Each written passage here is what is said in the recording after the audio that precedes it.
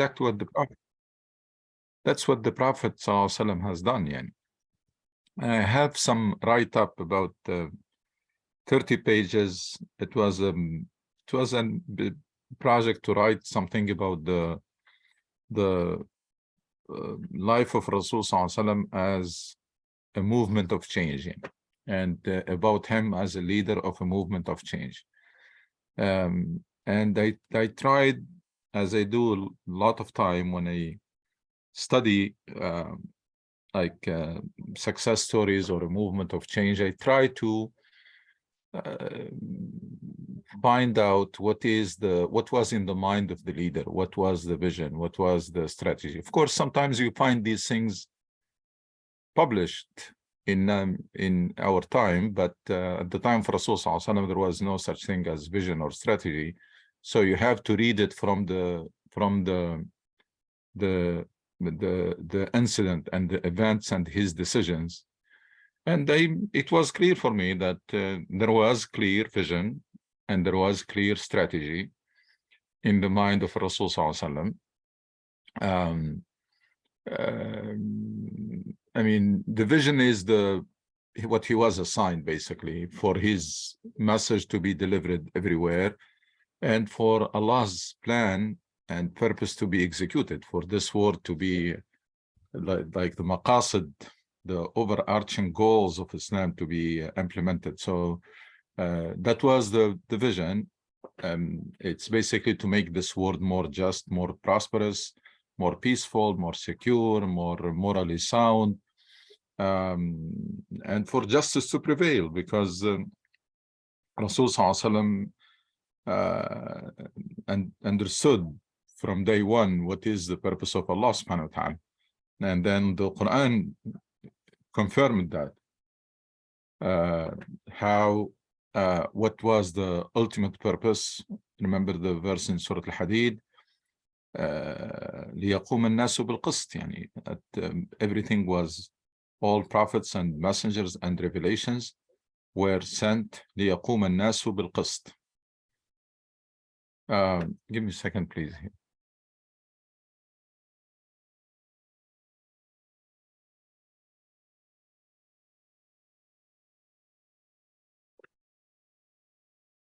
So, and what I came up with is basically Rasul ﷺ has this very interesting strategy of secure, and this is what I called it, yani, securing the base and engaging the environment. That's what Rasul ﷺ was doing from day one until he passed away.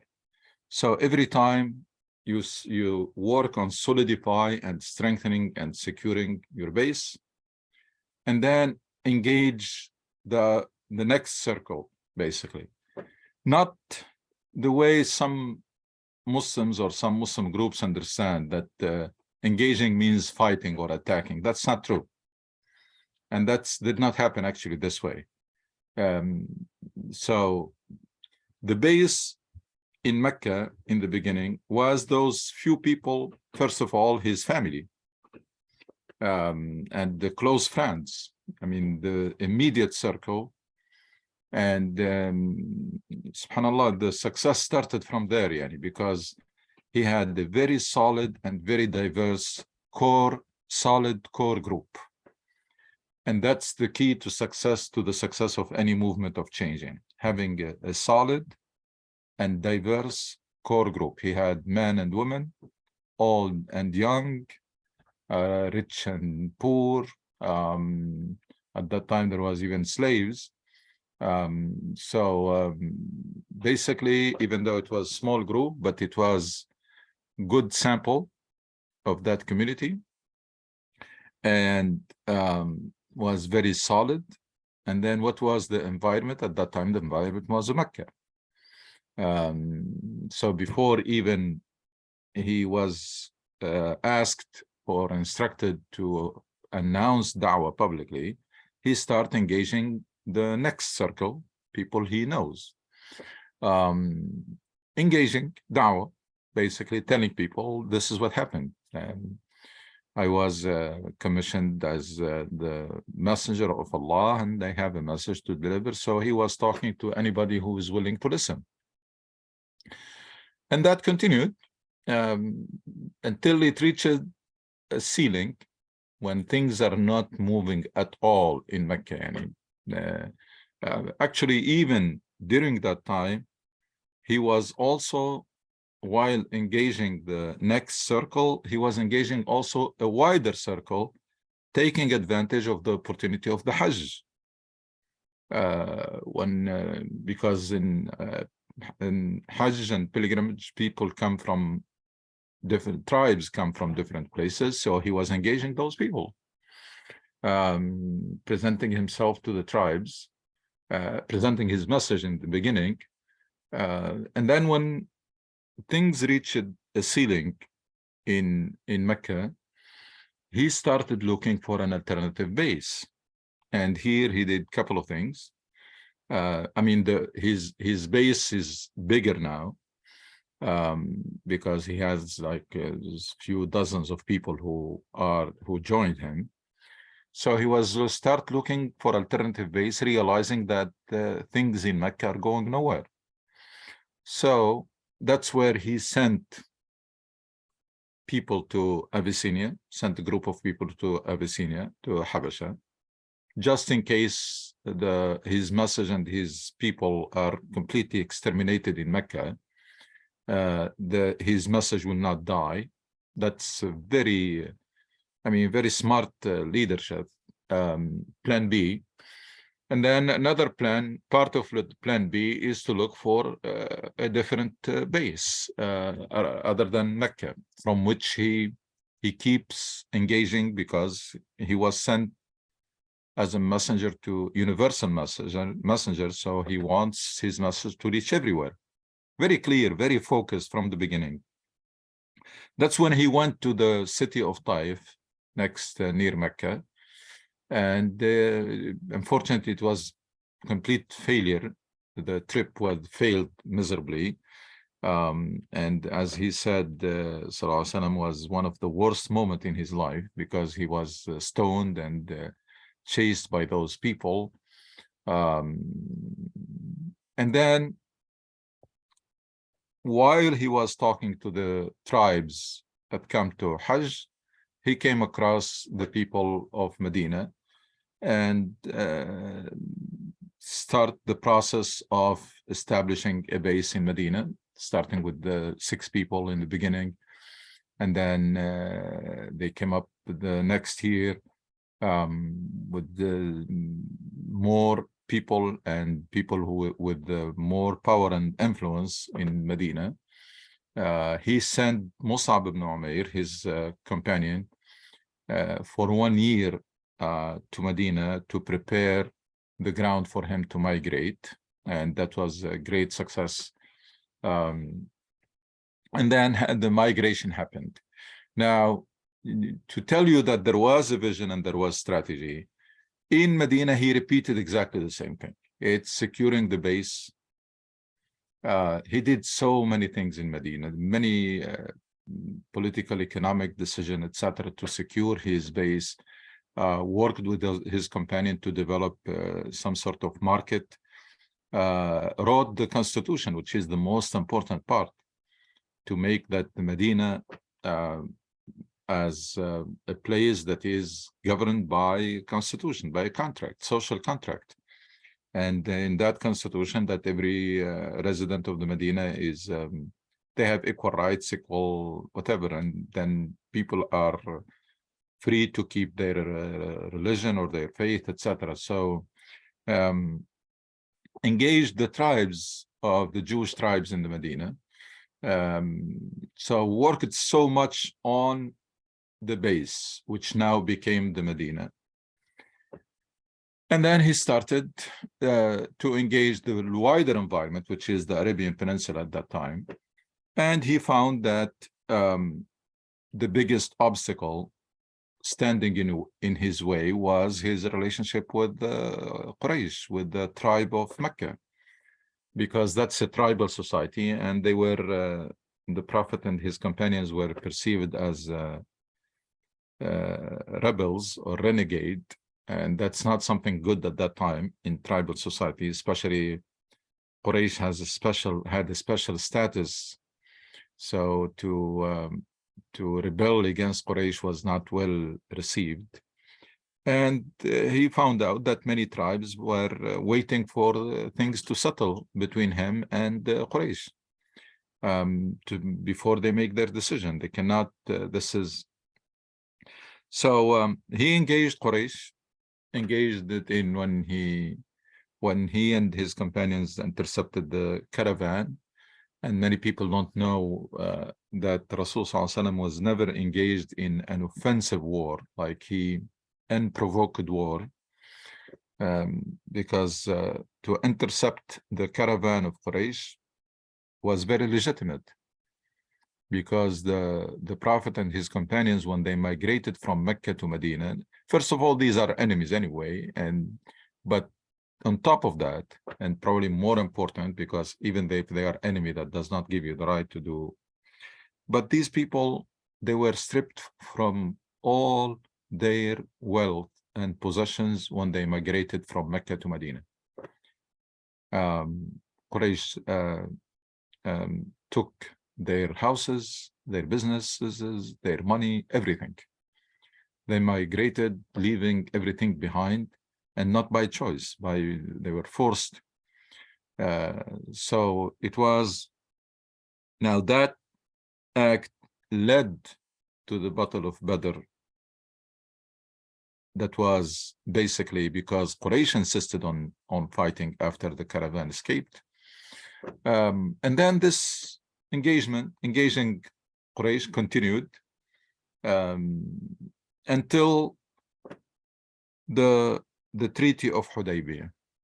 There was a Treaty of Hudaybiyah, and you can see here very impressive leadership and visionary leadership, that how the Prophet accepted and signed that treaty with Quraysh, even though some of his companions were not happy at all, because they thought that was a humiliating treaty.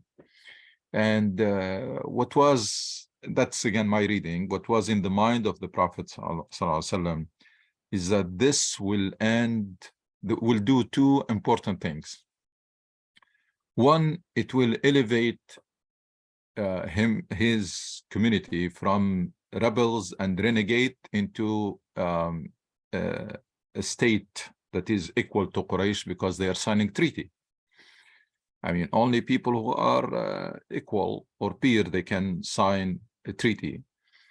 So that was a major achievement. And second, it's basically will open the door for the tribes to join, because now the status was changed. You're not talking about joining a group of rebels who rebelled against their prestigious tribe. You're joining there are two groups who are in disagreement, or two states, and they signed a treaty, and in the treaty it was made clear that people are free to join whomever they want. And then also it achieved something very important, because one of the key goals of Islam is the peace, and it was a treaty of peace. It's peace treaty between the two sides. And of course, as someone who has a message to deliver, this message does not propagate when there are tension and fighting, etc. So it's a goal of Islam to achieve that peace. It created a new environment where this message can propagate, and then it elevated the community of Medina from a group of rebels or renegade who rebelled against their tribe into another state that is equal to Quraysh. And proof is, in 2 years, more people joined Islam than in the previous 18 or 19 years. In 2 years after the Treaty of Hudaybiyah, more people joined Islam than all the previous years.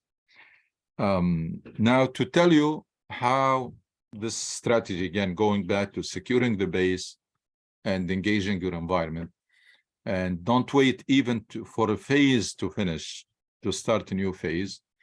the Prophet ﷺ sent his emissaries to the leaders of the world immediately after the Treaty of Hudaybiyah. I mean, while they're signing. So he realized that there is a phase that is finishing.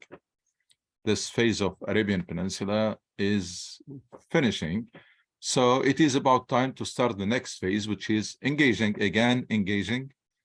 How did he engage the bigger environment now, the very larger environment? He just sent his emissaries to these leaders saying that I'm messenger and I'm inviting you to accept my message, etc.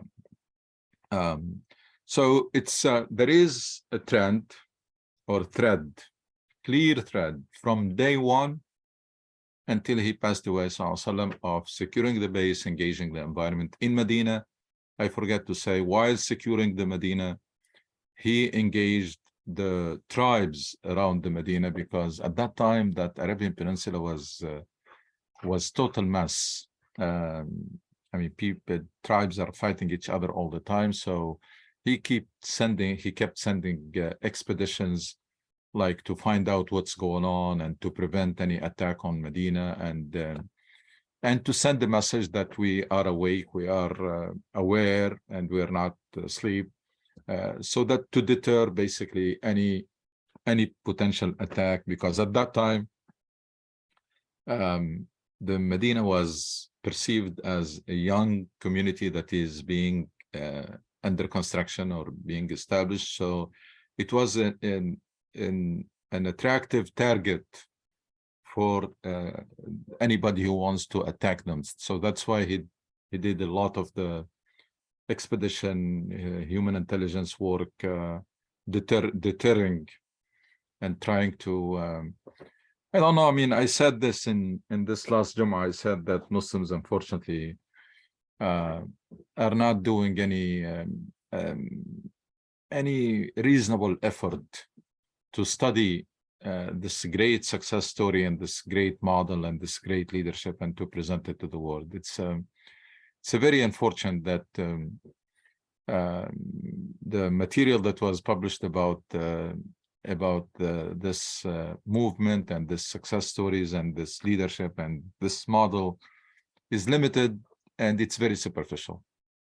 It was mostly narration of incident, very few books that try to focus on the lessons learned or what can we get out of this. But it's an amazing, even if you study it as, you forget that you are a Muslim and you study it as just in one movement of social change in history, it's a very impressive leadership, very impressive level of discipline, strategy, vision.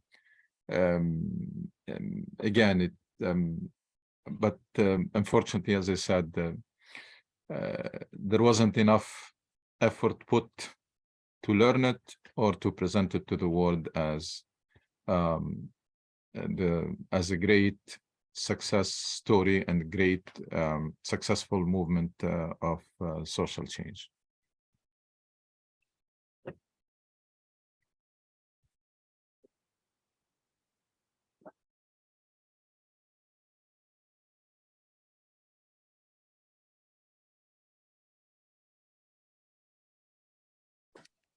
Assalamu alaikum. Wa alaikum assalam wa rahmatullahi wa barakatuhu. MashaAllah, I feel I want to start by saying thank you again, and I really feel lucky just listening to this. And when you get to think a little bit and try to relate the last couple of meetings that we have and the things that were discussed, it's like it sounds like we are becoming more and more superficial and looking about like the gains, and we don't think about there is a risk of loss. So this is one, and it sounds from the Sirah that the Prophet ﷺ just moved on with his life. He was looking for that success story, but in the meantime, he didn't mind the failure because things will happen. Yes, it affected him, but he had his ways, to move on and engage with others. You just mentioned something about, you started talking about the family today, and how family is very important. And when we look here, it's like simple things. It's like brothers hate each other, or the wife is in control, or whatever that these issues. So there is that lack of family today that we don't have, even in our villages back home, where we thought like there was that unity and community and family. You just don't feel it anymore, because everybody's engaged and with life issues, and the lifestyle that we grew up with, or we felt like we had it and protected us, it's lost. Where the Prophet sallallahu alaihi wasallam always kept engaging and going back until he even bought all of Mecca with him. Another interesting thing that you just mentioned was the way that they stopped the qafila from The in caravan. its way, the Mhm. caravan into Mecca. And you just, it's like, I don't want to say you, but I'm gonna try to say the justification was that those people had lost everything, and this was one reason to stop it. But in the meantime, they really used it to engage with, to get their rights and get their influence and get engaged with people who are stronger than them. So this is another important thing. So, and the lessons learned from here is that I don't have just to engage with people that I agree with, and I'm using this at this moment, and maybe I could have find other examples to just provide my two comments for the last meeting, when Brother Ayman was talking about like how we need to teach those. I kind of like got into the meeting late, but I'm assuming that it was about like a sheet of paper that students bring to their parents to discuss about like their body change and what other feelings that they feel. I really like the idea of what Brother Muhammad said during the meeting, or advised to get engaged with a school board. Uh, I I think we lack that, and we see that there is a lot of success stories when we engage with others outside of the community. It's like we're talking about how we are weak in the mosque, how we are weak in community. We don't have the creativity. So the way to be successful is to engage with others from outside and for the larger community, because we are small. It's like, just look at us here. It's like we are almost like 1% of the total population. So we have no influence by ourselves without being able to engage with others. And this will take some risk, but with one small success, you can get a lot of people involved. And just an example is like, who knew that New York will be celebrating Eid and closing and have a special day for the Eid? And these are small examples like we should just learn from, how they can benefit and how they can engage more people, and not be closed as a community. And I think this is one of the things that we can learn from the Sira too, that he didn't stay locked in, although he did spend a lot of time trying to build the community. But the Prophet ﷺ moved on, and he was engaging with the larger community. And that's probably one of the things that we lack, and we fear here, because the more people learn about Islam, the more learn about our lifestyle, the more we show how we are sincere, how we successful. It's like, I hear Mahmoud Abbas, for example, talking about how Palestinians are successful everywhere they go. But Mahmoud Abbas locked them down in the West Bank, and they cannot be successful. They work now. We are working to build an Israeli economy, for example. We don't need that. You need to show people how you can be successful if you are outside, how you can be successful to build things in your home. And again, I don't want to get into how all of our countries are like that, but there is a lot of success stories in our lives, even like in my time in 1982, the most successful story I ever heard about is like there is a group who was fighting and fighting the Israelis. It was in Kutla Tullabiya, an organization who was able to come in from all over the Arab world and invested the time to help to fight for Lebanon during that time. And that was another success story that even people and organized countries couldn't do, and they were successful. And people until today talk about that success and how people, when they put their faith together and their beliefs together, how they can be successful. And there is plenty of those examples. Sorry, I took a lot of time, but but I really think that there was, it's like, the more we listen to the Sira, the more we engage. It's like another example, and just so I can finish from 2 meetings ago, when before we ended the meeting, I mentioned maybe we should talk about the experience and the situation and the life of Al Khalifa Umar ibn Khattab radiyallahu anhu. He was successful because he surrounded his people. It's like there was hard decisions that he made, but there wasn't people to, it's like he engaged and people supported him because he had the right crowd around him as well. And with the meaning, it was lots of people who started the religion with him. He trusted. He kept them with him in the Medina to support his decisions, and he tried not to have them go to the war because he needed that success. He feared not to be fair and not to be truthful. So thank you. Okay, Sorry. Brother Mohammed, Jazakallah khair. Actually, this idea of engaging the environment is so essential in Islam, because the very mission of Islam cannot be fulfilled, cannot be achieved without it. If you think about it, people are supposed to deliver the message. You cannot deliver it if you are isolated. You cannot deliver the message without engaging others. You cannot deliver the message to people who they don't know you. So that requires, in order to deliver the message, you have to engage your environment. And the other aspect of the mission of Islam is betterment, enjoining that which is good, or strengthening anything that is good in societies, and Amr bil Ma'ruf wa Nahy anil Munkar. And that also requires engagement. You cannot change anything in societies or improve anything in societies unless you are engaged. So you can see that the 2 pillars of the very mission of Islam requires people to be engaged, and they cannot be performed by someone who is isolated.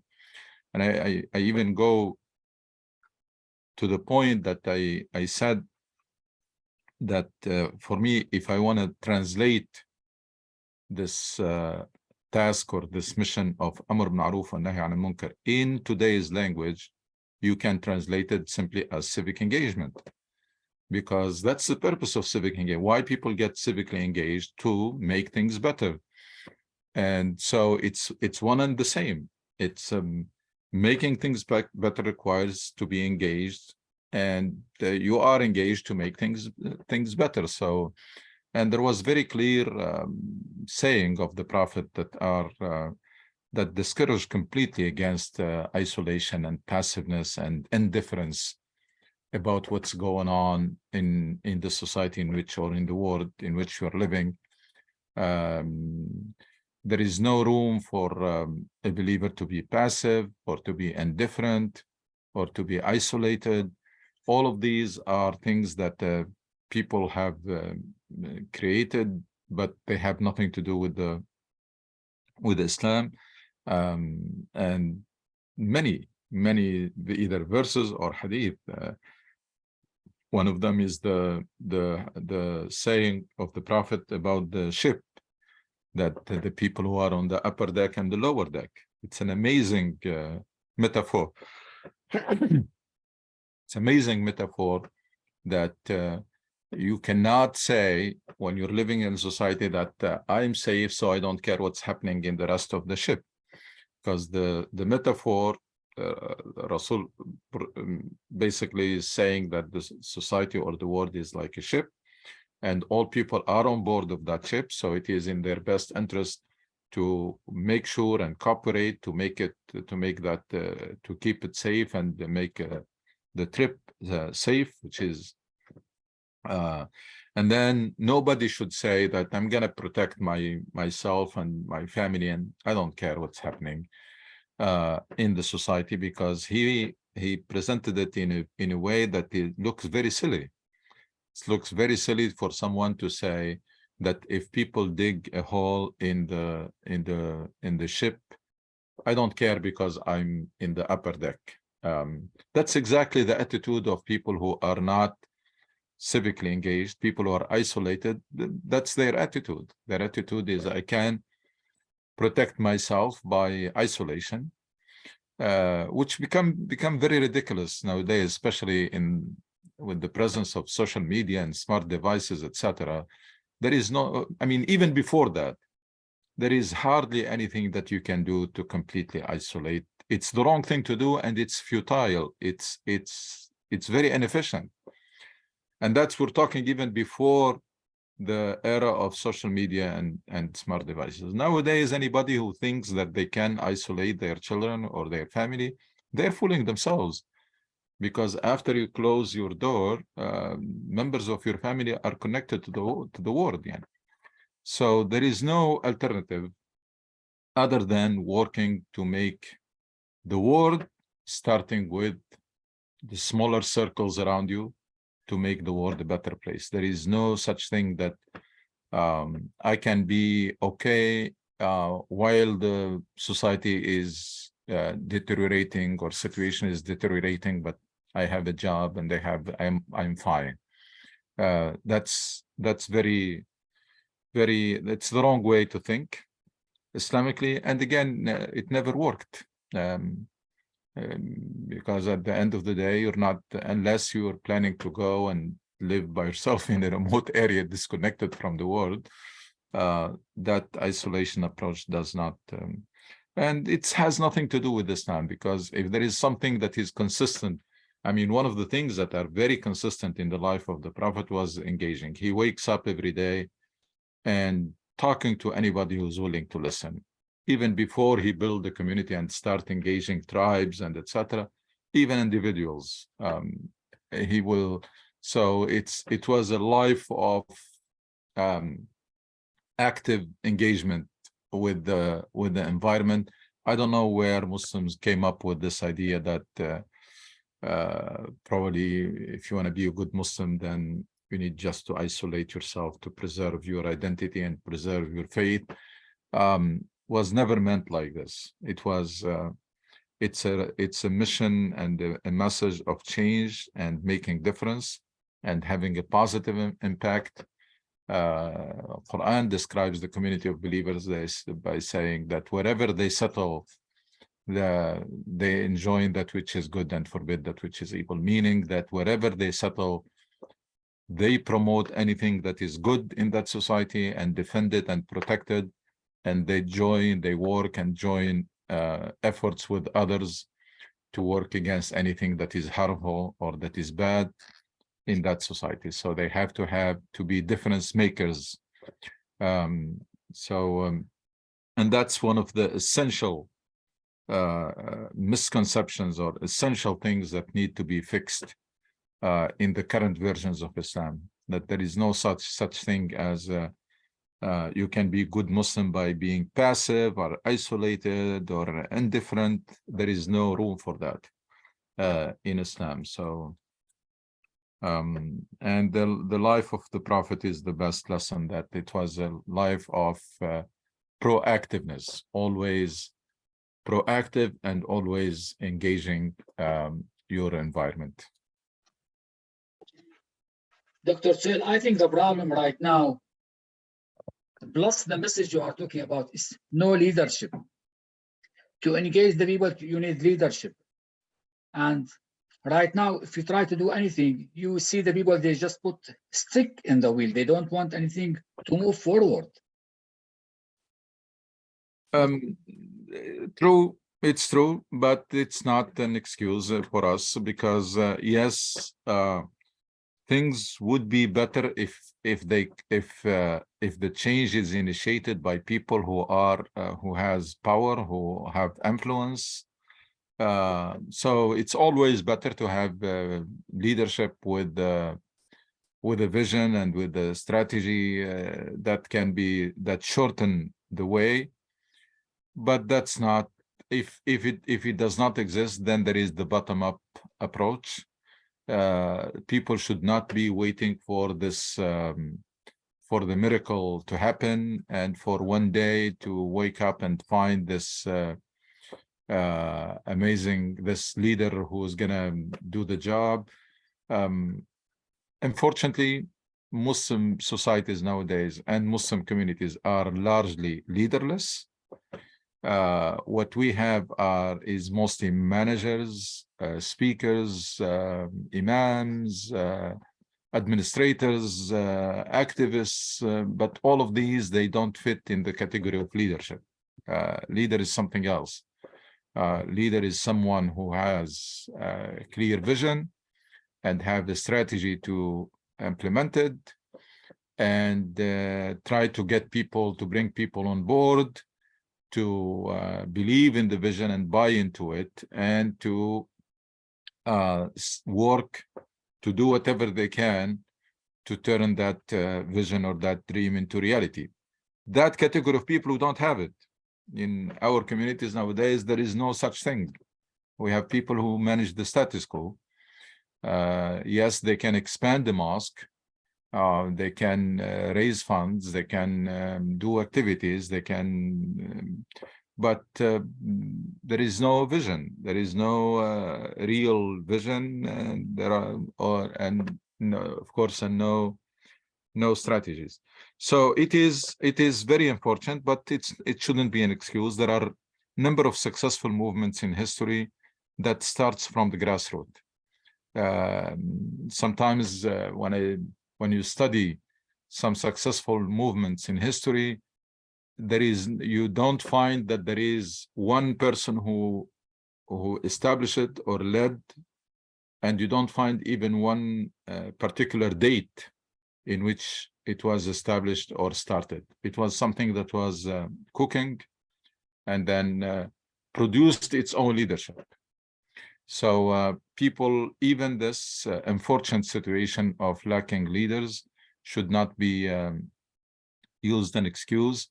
The idea is to have a solid core group around a vision, around an inspiring vision. Now, whether that comes from one individual or comes from the group itself, it doesn't matter. But that point is critical for the success of any movement, which is to have a solid core group who gather around an inspiring and compelling vision. And that's doable, and we don't have to wait for a savior, basically, for someone who's going to come and take care of things. Dr. Ghannouchi. Yes. I'm wondering, prior to having that vision, the leader who has a vision for the future, is necessary to have a sense of self-confidence that what they're doing is the right thing. I think the prophet, from what I've heard you talk about, had the confidence that God was with him, that he was doing God's will. And I'm wondering if in the Muslim community specifically and the world more broadly, we have people who don't have confidence in themselves trying to lead. And I look for right now the example of what's going on in Iran. I see the people who, I don't see the wise leaders coming forward. I see the leadership there looking to the past, trying to hang on to the past. And in particular, the rise of women's rights there. The idea that here they're looking to the future where everybody, men and women, are equal in society, versus looking to the past where men had a privileged situation. So I'm wondering how much of what you've been talking about today really has is underlined by the idea that a lot of men, not just in Islam, but in society generally, don't have the confidence that would lead to a vision for the future, that they are not certain of their position and of the rightness of their vision that would give them the confidence to act on that vision, to draw other people to them. You're right. That's absolutely true. You cannot give that which you don't have. And those people who are going, the pioneers who are gonna spearhead a movement of change or a vision of change, they have to be so passionate about it, so confident. Otherwise, it will not be contagious. You cannot. I mean, if your belief or your confidence is shaky in your vision, or your belief is just lukewarm, you cannot pass it on to others, unless it's something that is burning and something that you are so passionate about it and so confident that this is the right thing to do. It will not click. It will not resonate with others. It will come across very cold, and that's why even the messengers and the prophets, their message resonated because of that confidence that you talked about it, and the passion, but also because of the compassion. They were so compassionate about their people that you can see it even in the conversation and with their people. It's always, I fear for you. I'm really giving you an honest advice. I'm sincere. I'm this and that. I don't need anything from you. So unless the message comes from the bottom of the heart, very sincere, from someone who firmly believes in it, and very confident about it, and very passionate about it, it will not click. So there is that requirement, and there is a second requirement, is that you are delivering the message because you care about people. It's not you're just teaching them. It's not like you are discharging your responsibility. I'm delivering the message. No, it has to come, because there is a saying, I think this maybe John Maxwell says, that people don't care how much you know until they know how much you care. So it's not, you're not going to impress people with your knowledge, but also your kindness. So two requirements, one or three basically. One is to know exactly your message, to the point you master it, to the point that you can deliver it and explain it. It's like I always mention this example, saying that there is a huge difference between understanding something for yourself and understanding it to teach it. I mean, there are many things that if you give me now a chapter of science, if I'm reading it for myself, I may probably take me, I don't know how much time, and I got it. But if you tell me that you're going to teach it tomorrow, no, that's different. That's going to require a lot more time to figure out how to present it and how to engage the student, etc. So one, to know exactly what you are, your message that you're delivering. Two, to believe in it firmly, be very confident, very passionate about it, that you want to tell the whole world about it. And three is to deliver it and to come out not only sincere, but also compassionate. It's a compassionate discourse, because you're not teaching people, you're trying to uplift people, and people, as I said, will not. Also, there is another saying, I think by the same person, say that people buy into the leader before they buy into the vision.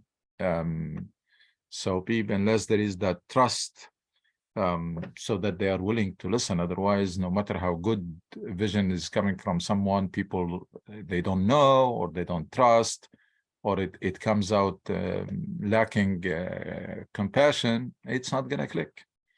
And that's one of the reasons why prophets were sent from their own people and with the language of their own people to help the message resonating with people. So you're right. I mean,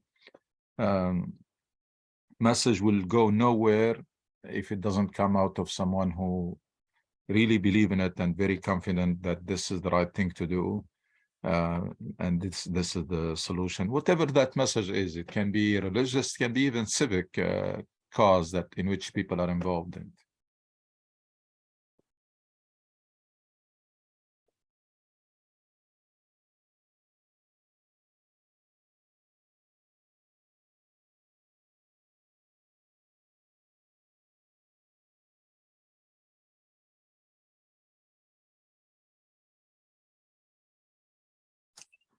Assalamu alaikum. This is Nidal. Alaikum If salam. no one, Assalamu alaikum. How are you doing, everyone? If no one has any question, maybe I can give you some kind of update about the topic of human growth and education for kids in school. So I went ahead and thanks for brother Muhammad as well. He shared with me contact number for two people, leaders and Adams. So I reached out to them and I talked to them, and then I talked to the community. I talked to people who had experience with that. And lastly, I talked to a new guy who is the kind of education counselor in Adams, Abdul Malik Mitchell. And almost I can give you three points from talking to all of these kind of leaders, educators, community members. And the advice is, first of all, number one is there is no well organized, prepared curriculum to teach students or kids about these things in the Islamic centers I asked, and they are not aware of any Islamic center that or masjid that has this curriculum or teach this curriculum. This is number one. Number two is, in order to kind of deal with this issue, we need to the advice from most of them is to opt our kids from these curriculum, from these classes at school. And number three is to teach them these materials and this curriculum by ourselves, because kids will talk. Kids talk about these things, and it's better to tell them, we ourselves, dads and moms, parents, about these things, rather than they hear and learn and know from their friends. So these are the things. And when I talked to the educator, brother Abdul Malik, he said that he doesn't, because I had a consultation with him, and he said he doesn't recommend that I bring my son to him and he start talking about this topic or these topics. He would prefer that I do that. He said it's not necessary at all to showcase that these are very critical, sensitive issues that I need you to come with me to an educator or counselor to deal with these things. He said it's better to come from you as a parent, from you as a dad if he's a boy, or from the mom if she's a girl, and to explain these things to them prior to the classes in school, so he or she is prepared and has enough knowledge about these things before kids talk, and before he knows or she knows about these things from other people. So this is a kind of summary. That's good. You know. It's good that things have moved and you were able to progress, but it's very unfortunate that no Islamic Center. I think if Adam is not doing it, more than likely nobody, because they have probably more resources than others and more. So it's very unfortunate that the centers are not providing alternative and providing. Yeah, and it's doable. I mean, if again we go back to the lack of leadership and lack of vision, but it's really very doable. It's not a big deal if there was a leadership in place with the vision. The financial resources and the human resources are there, and it can be put together. But yeah. Assalamu alaikum, Dr. Anushi. Alaikum salam wa rahmatullah. Yeah, it seems like the answer Brother Nidal got was basically trying to maybe shift the responsibility to the parents. I didn't hear anything, from, what they told Brother Nidal, that they're actively trying to set up basically maybe sessions or educational sessions to talk to the parents. I think if we educate the parents, something maybe on a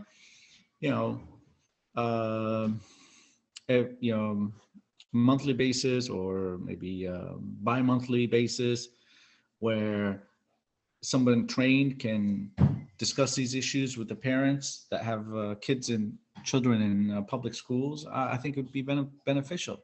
To shift the blame, or not shift the blame, but the responsibility. I think that's really weak. I mean, I don't know whether Brother Muhammad Hamid can maybe work with the people of Adam to see what is happening in this area and what can be done. And I strongly recommend that a group of educators, people who are involved in education, whether Islamic or public schools, be gathered in Adam and have some sort of retreat or planning sessions, and then start with brainstorming and then discuss on how can we help parents who have their children in public school, and these are the majorities.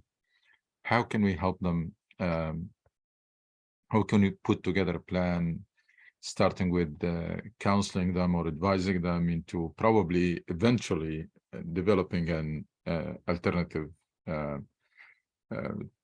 to teach these materials in Islamic centers. I mean, parents have responsibility, but to shift not all parents are at the same level, and not all parents have maybe the capability to do, and even those who are highly educated may not have the tools or the right approach to do things. So I recommend that you keep pushing, pushing this, and with the Brother Muhammad, and then probably you start by calling. Maybe the next time is go and maybe meet either with leadership of the mosque, or try to get this idea to take place, which is have some sort of educational planning session or retreat in which you invite individuals who are involved in education from the community, and even from outside if they know somebody, and then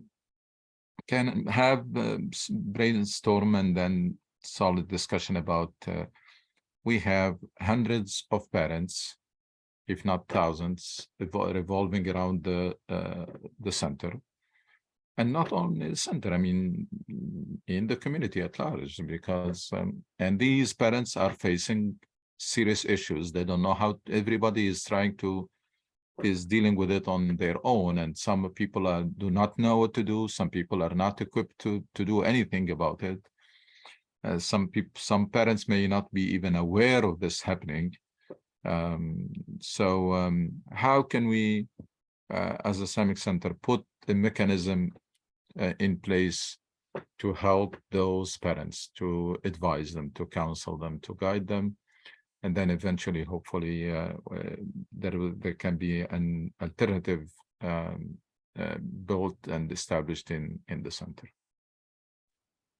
Actually, Dr. Ghannouchi, and I asked them, I asked one of the leaders I talked to from Adams, and he said that he's not aware of any program. However, there is a kind of one session, which is 1 hour or something.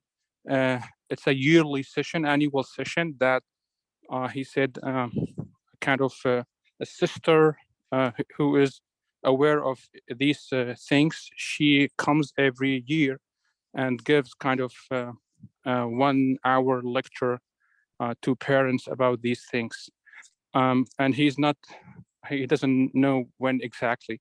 And then I told him that maybe it's not enough, one session, it should be more than that. But he's welcoming any suggestion. He's welcoming any, as you said, Dr. Ghannouchi, any effort to put together in order to come up with something. And another point is, believe it, guys, or not, that many of the parents I talked to, that they have their kids in the same school of my son. When I talked to them, they said, "Oh no, we didn't receive this letter, so we were good." I said, "Are you sure your sister, your daughter is in the same class of my son?" And he said, "No way, I would never accept that." Then he went back and he asked his daughter, and she said, "Yes, we achieved that. I forgot to show it to you guys, the guys, dads and mom." And she took it back to her school, and without any signature, no opt, nothing. So if you don't return, it means you are okay as a dad and mom with this curriculum. And then he went back to the school and talked to them, and he said, "I didn't have a chance to read it. Can you give it back to me? I'm gonna go through it," and all of these things. So yes, we need kind of awareness about these things, and guidelines on what to do when we are in the same situation. Brother Nidal, things do not happen unless there is somebody who's driving the process and very persistent. So I urge you, because you are very interested in the subject and very concerned, and is to keep pushing. A phone call will not do it. One meeting will not do it. Go ask to meet the leadership of the Adams Center, the Imam. If you go to other centers, you can do the same thing. And then every cause needs a champion. Every cause needs a champion who is very passionate about it and very persistent and insist. I mean, no change happened any time in history or anywhere, except that there are some people who championed that change and then they were persistent. So I urge you to continue. I mean, it's good that what you have done in just in one span of 1 week, but take that just as a beginning. And then the next step may be ask to meet whatever board, imam, executive, president, if they have an education committee, if they have a school, meeting the leadership of the school. Things happen only this way. There is no other way. There is no way around persistence and championing a cause until you see things happening, until it may take some time, it may take a lot of efforts, there might be some setbacks, but if you are persistent, you can be the one who really started or initiated something that can transpire to something really very, very beneficial for and very much needed for thousands and thousands of parents who have no clue or not aware, or they go for the easy solutions, but they don't understand these issues seriously, and they don't take them seriously. So I urge you to keep knocking on doors, and the brother, probably with the help of Brother Muhammad, you can arrange for meetings and then push this idea that we need to start somewhere. Can we gather all people, or the people who are involved in education into brainstorm meeting or planning a retreat or something, and bring some parents on board, and then they discuss those issues and they get some, and then something may come out of that. And you can do it in one masjid, you can do it, it can happen like joint efforts between 2 or 3 mosques or Islamic centers, but don't expect any change to happen quickly or easily.